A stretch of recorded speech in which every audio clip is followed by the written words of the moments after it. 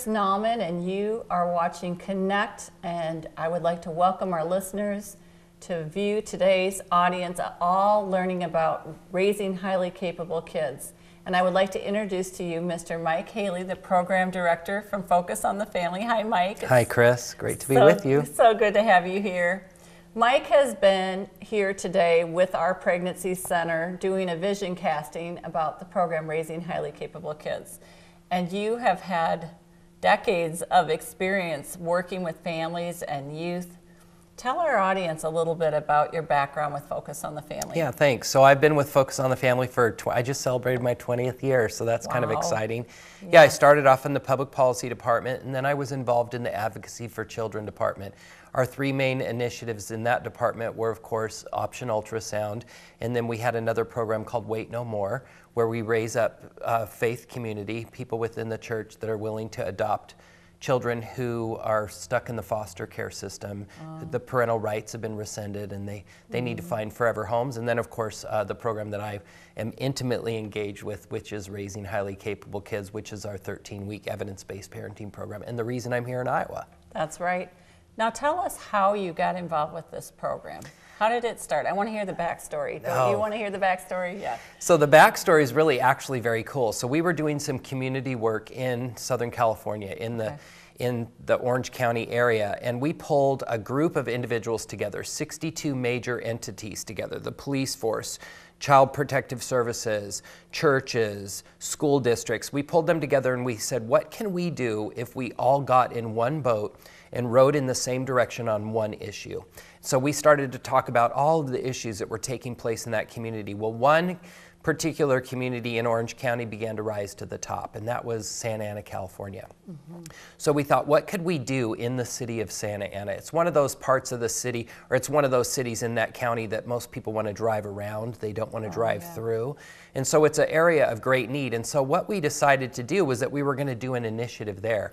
Well, given this meeting, now mind you, this is not just a faith-based meeting. These were people from all walks of life. This one young girl, I'll never forget it, she said, you know what, she goes, she raised her hand and she said, may I speak? She said, listen, I've grown up in Santa Ana. I was born and raised there, young Hispanic girl. And she said, with all due respect, she said, I'm a woman in faith. And she said, you can bring all of the money, all of the effort, all of the manpower you want into my city, but unless God is behind it, it won't go anywhere. And so it really resonated with this crowd, and not everybody in the room were believers.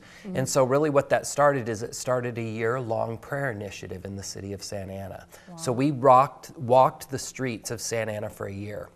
And I really, truly believe that that's what opened the door to us creating Raising Highly Capable Kids. It's an evidence-based parenting program. And so when you think that a faith-based community actually started a major educational initiative in the public schools of California, only God could open that door. And I think what he did is he opened the doors and he saw the prayers of the believers that walked those streets. So that's actually how Raising Highly Capable Kids found its footing. That's powerful. And you know, that's kind of like our pregnancy center. It was formerly a Planned Parenthood of the Heartland, and we took them out in 2016, but it was the prayer warriors that surrounded that building faithfully during rain, snow, sleet. They were there in the hottest days of summer praying, and I believe that's really why we're in that building, serving and demonstrating life with free ultrasounds. I also think that who and how would anybody find a location in the middle of the city that's just under 2 acres of land? Wow. So we're building an expansion. It's called the Tree of Life Education Center. And as I'm seeking out programs to fill the need to support our community, I came across an email from you. And as you may not already know about Mike, he was part of the Sanctity for Human Life team at Focus on the Family. We were a recipient of the ultrasound grant that they gave out how many years ago? Gosh, we still give them out, but yeah, it's been, I don't know what year you received it, but it's been years that they've been doing it. I believe it was, I've been with the ministry since 2008, and I believe it happened in 2006 for our center. And so finding that right program, this program is evidence-based, and that's what caught my eye, because not everybody understands what that means when you're talking about a program. Right. So can you share a little bit more about what went into that evidence-based? Yeah, absolutely. Yeah. So basically what we had to do is we hired a third-party evaluative organization that came in and they tracked the curriculum for a year in 3 different communities. They tracked it in Santa Ana, California, where we actually began the program. They tracked it in San Antonio, Texas, and they tracked it in Fort Worth, Texas. And so this agency, they're basically paid to evaluate the program, and they're going to tell you whether it works or it doesn't work, because their name goes as kind of the stamp of approval on it. And so basically, I was nervous for a year as they were evaluating the program. We had heard really good things, but you know, once somebody goes in from a scientific perspective, is there really going to be expected outcomes?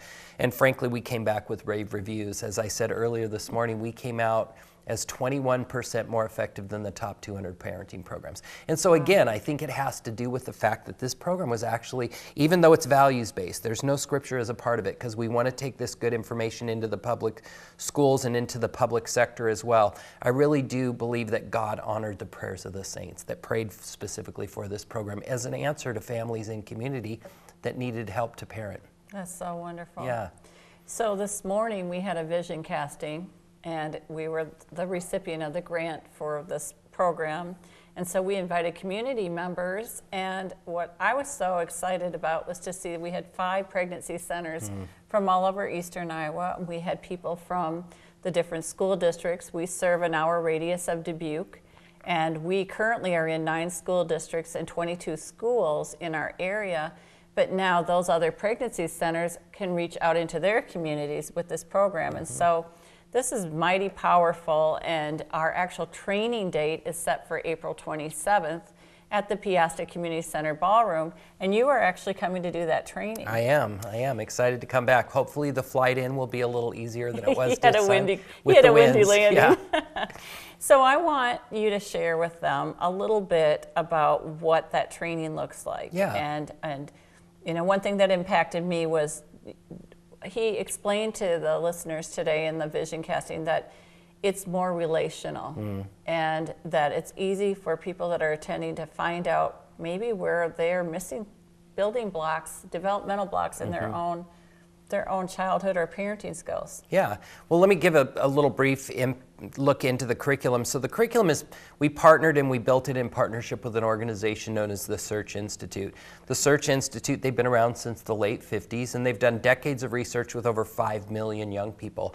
And they've come up with 40 essential ingredients, or what they call the 40 developmental assets, that every child needs to be successful. The more of those assets a child has in his or her life, the less likely they are to engage in high-risk behaviors, the more likely they are to engage in positive behaviors, and we're also going to see an increase in their grade point average. So our curriculum is built around helping parents be aware of what are these 40 essential ingredients that every child needs to be resilient and successful. And so that's how we've built the curriculum. We help parents be aware of that. As you said, we go out into underserved communities. We give 18 grants a year. So if any of the listeners out there are interested in applying for one of our grants, they can find that application at capablekids.com. But we're going to come here and launch the curriculum in your area. Was super excited. We had 40 people that were in attendance this morning and are excited. They're from all walks of life, the faith community, the educational community, pregnancy medical clinics. And so all of these organizations are going to come together on behalf of the families in the Dubuque and surrounding areas. And I'm really excited to hear the stories that are going to come out when we officially launch. I am too. Well, tell us a little bit about some of the evidence of what you see, the changes in students or families? Yeah, that's a really good question. So there was a study that was done with 150,000 6th through 12th graders around the country, and we like to use this study because it takes a really good holistic look at people from all different walks of life, different socioeconomic strata, different ethnicities. And so what they did for the sake of that study was they categorized kids according to the number of assets those children had in their life. So we have a look at kids that have, of those 40 assets, they have 0 to 10.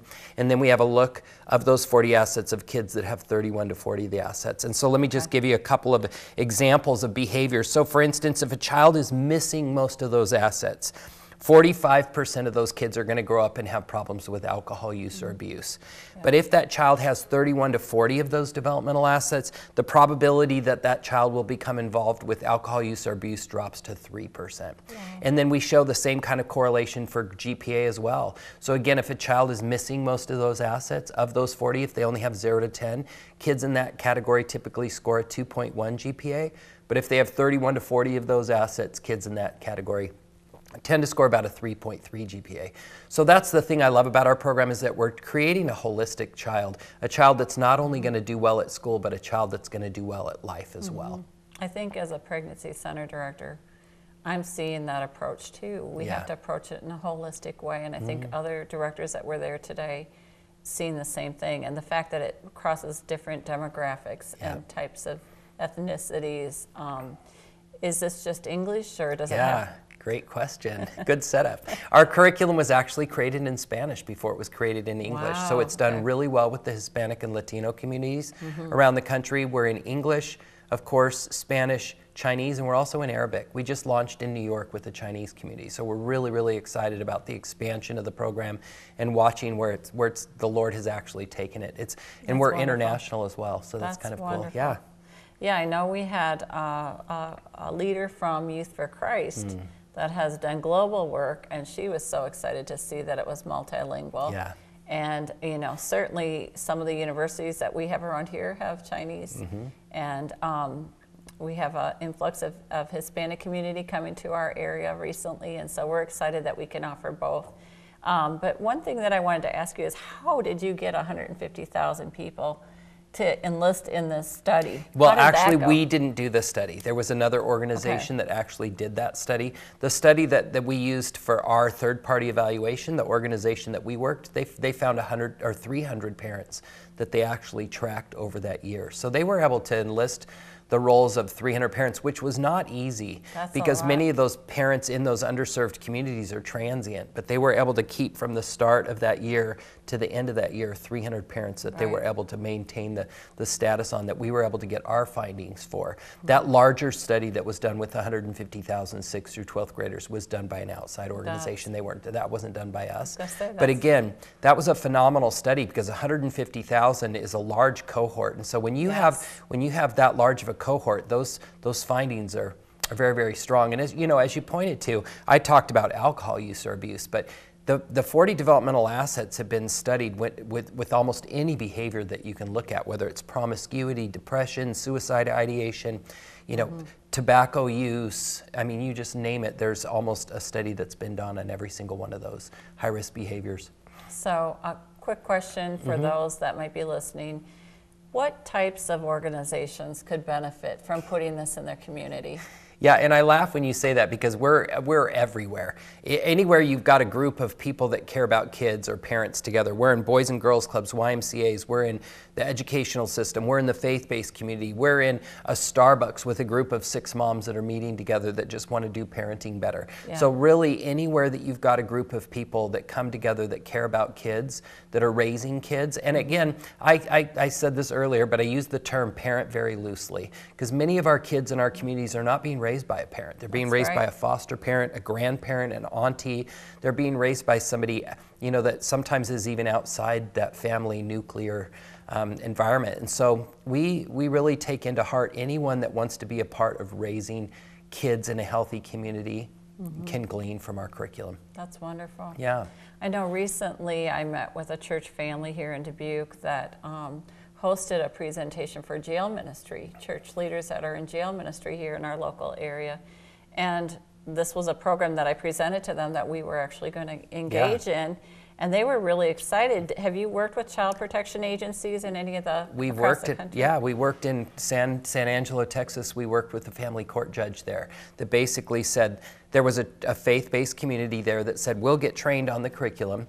And they went and met with that family court judge and said, listen, if you have families that you will mandate to go through the parenting program, we will provide the program. And of course, the parents came like this, you know, who wants to be mandated to come to a parenting program? But by the end, they celebrated those parents. They graduated them. They put caps and gowns on them. And those parents were so proud of what they had accomplished, and many of them are working now to get their kids back. That's so wonderful. What a healing. You know, there's so many generational things that bring pain to a family, and you know, that's one of the reasons why we're calling our new expansion the Tree of Life Education Center, because it's based on Proverbs 13:12 that says, you know, hope deferred makes a heart sick, but a dream fulfilled is a tree of life. And we want to bring dreams back to family trees. And honestly, you know, as a director, I see so many women that come back crisis after crisis after crisis, and someone has to step up or step in and break that pattern. Does this program really help that reshaping of a family? Tell me how that transition, what you've seen with this program taking place in families. And yeah, so one of our findings that came out of the third-party evaluation was that many of the parents are going through the curriculum and they're realizing themselves, listen, of these 40 developmental assets, I can't give my children what I don't know myself. And so the parents are really saying, you know what, I need to learn these assets. I need to make these a part of my everyday life as well so that my kids can see me model those, because they realize the power of modeling is so much more than telling. And so we're seeing a lot of generational change with the parents. There was change in the parents that then is hopefully going to trickle down to change in the kids. So again, we're really, really excited about that component of it. That wasn't something we had expected when we first set out to do the parenting program. We were expecting changes in the lives of the kids, but we saw that generational change, which was super exciting. that is beautiful. You know, COVID's been a rough year. We're now in 2021, but you know, I'm sure through this program and through working with Focus on the Family, that's your focus. So tell me how you have seen, you know, just even with the schools shutting down and isolation with families and parents, I feel like, you know, they've just been taxied with all these titles. Put on this hat today, you're a teacher, and now go back to work. And you know, it's just almost overwhelming. And I feel as though just here in our own community that, you know, we have so many single moms that we see in our center, but we also see single dads, and we're trying to find ways to support them, you know. And so tell me a little bit about how. Yeah, and like you said, parents are just having to wear numerous hats right now. I mean, they've had to take on the major role of educator now, and then counselor. You think about our kids. Our kids go to school. They've got counselors. They've got teachers that care about them. They've got their social network. And so we're experiencing an entire year where those kids have not had that safety net to kind of undergird them. And I was talking to one teacher, I think I shared this with you earlier. I was talking to a principal in California, Yuba City, California, and he has seen his kids that are at risk quadruple. That's horrible. And so, you know, we're seeing depression. We're seeing kids that have had to been 5150, which is where a child is in danger to themselves or to others, and so they have to be put on a 72-hour hold. It's just been tragic what's happened. We actually, many of the educators are saying they truly believe that we've lost a year of academia in the lives of many of these kids. So many of the schools now are going to try summer school to try and play catch up now. But the parents have really, I mean, many of the parents have just done the best that they possibly can. And so we're seeing a real need for our program right now, because the parents are like, wow, I realize now I need some help, you know. And then you take into consideration too, the parents that are not English speakers. The homework doesn't come home in Spanish. Homework doesn't come home in Chinese. Homework comes home in English. And so these parents who don't speak that language are being asked to educate their children when they can't even understand the homework assignments. And so we're really trying to walk along people whenever we can. And that's why when you applied for the grant, one of the things we looked for was a coalition of people working together. You know, and this is an incredible opportunity for the body of Christ to come alongside these families and say, you know what, I'll do an hour of homework, even if I can do it over Skype with your child. I'll call your child once a week. I'll provide some counseling. I'll provide some mentorship. These children need a voice outside of the family, because that's, you know, we as parents can say, I've got 2 kids, you know, I can say whatever I want, but when someone from the outside often says something that resonates with our children differently. And so we need to respond as a community, and that's why I'm so thankful that you guys are saying we want to bear that torch in the community here in Dubuque. So I know I have 4, and when I was going through high school with all 4 of them and college with all 4 of them, I kept thinking, why didn't God just bring a manual about parenting? Where's my manual? Where is it at? I often thought that. I don't know if you have, but I sure did. And I also think too, you know, as parents, you can have the most perfect, picture perfect family, you know, where you have a mom and a dad and, you know, home, and everybody's got their jobs and you're successful, but yet there still can be developmental assets that are missing. And those components are where that breakdown starts taking place when crisis situations arise. Or, you know, I see that with a crisis pregnancy. If a teenager comes to us and the daughter or son is in a crisis pregnancy, you know, it can throw things off with the other siblings and the parents. And and they're looking for support. And so this program is wonderful because, you know, even pastors may be watching, or youth pastors, and you engage in something like this. This is a wonderful program really to engage with for the parents of your youth. Yeah. I mean, think about that. You were a youth pastor at Yeah, one point. absolutely. And I would have loved to have had something like this Me when too. I was a youth pastor. I worked with youth also, and I think the neat thing about this program that you talked about in our vision casting today was how you just use fun ways to engage and be more relational. Yeah. You mentioned one game that you kind of start. I want to hear about that icebreaker that you do, and kind of explain how that would work if I was a parent. So the very first night we bring the parents together, we try to show them the importance of why are these 40 developmental assets important. So we play Jenga. So we take Jenga, we number the blocks. I have a parent come up and they pull out a block, and let's say listed on that block is the number 6. So we take a look at our list of the assets. Asset number 6 is parent involvement in schooling. So we talk, what would a child's life look like if this asset was not present? So we talk about how the child isn't going to care about school, that, you know, you just play it all the way out. They're going to drop out, they're not going to be educationally sound. So then another parent comes up and they pull out a block, and listed on that block is asset number 37. Well, asset number 37 is personal power. So we talk about what would a child's life look like if this asset was not present? Well, that child would have no personal power. They would be a victim. They would not know when to say no if they needed to say no. And so we continue to play Jenga, and what ultimately happens to my set of blocks? They crumble. Yeah.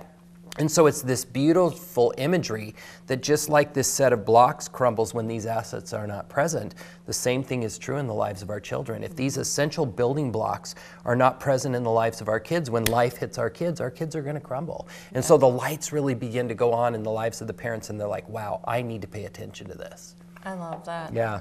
You know, so many churches have small care groups, or, you know, just to build a little more community.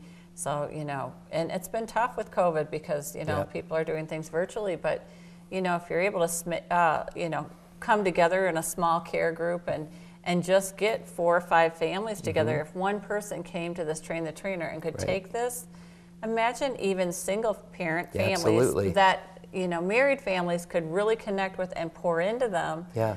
But what I liked about how you were sharing today in the vision casting is, you know, nobody wants to come to a training where you're going to find out everything you're doing wrong. Right. Like, I can't wait to go to that training because I really messed up with my teenagers. I know I did.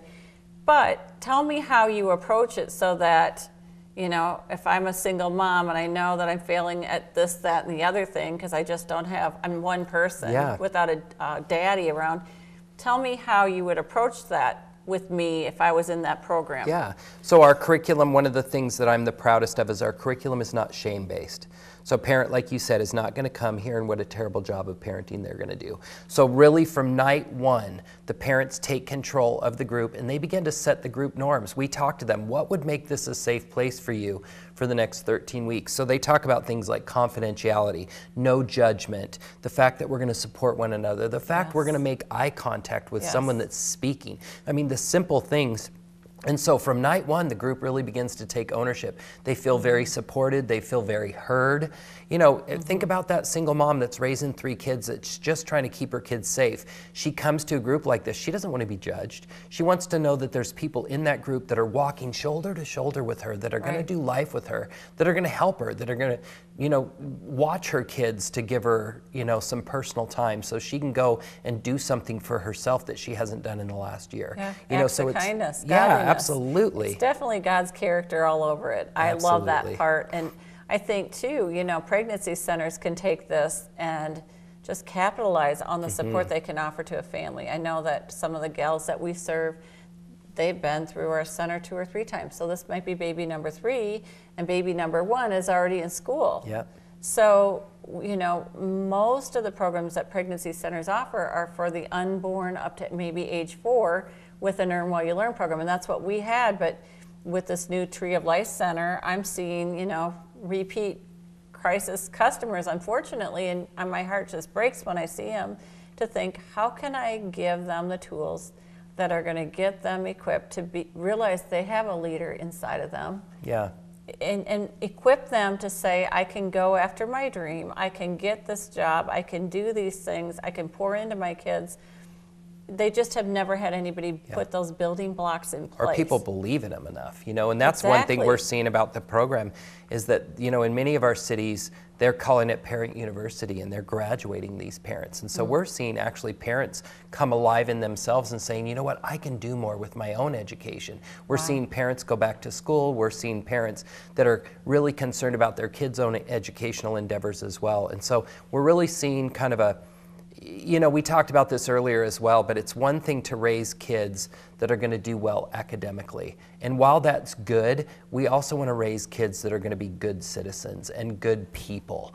And so that's one of the things I love about Raising Highly Capable Kids, our program, is that we take a holistic look at the child. We want that child to succeed academically, don't get me wrong, but I really want a child that's going to turn around and serve their community and be a kind, good person as well. Yeah, we don't want them to be a leader of a gang. Yeah, exactly. We want to see them be a leader in the community that can really pour into others and give back. And certainly those are the kinds of people that keep our doors open. They care about the community, and they keep our doors open by donating to our center and others across the country.